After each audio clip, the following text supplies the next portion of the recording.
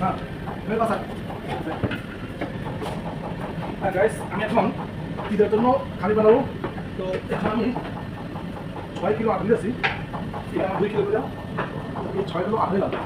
ওকে, এখানে আমার মশলা আগে মাপা ছিল। ওকে, চালা যায় চা দিলাম, দিলাম। ওকে, এই মেশিন মশলা দিয়ে দিলাম।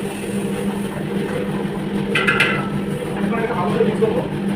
এটাকে মিক্স করার পরে আমি এখানে পানি দেবো, অয়েল দেবো। এখন এখানে আমি অয়েল দিলাম, দেবো 1.5 কেজিতে আসতেছে আপনার 3 কিলো। ঠিক আছে, 3 কিলো সুইট অর্ডার।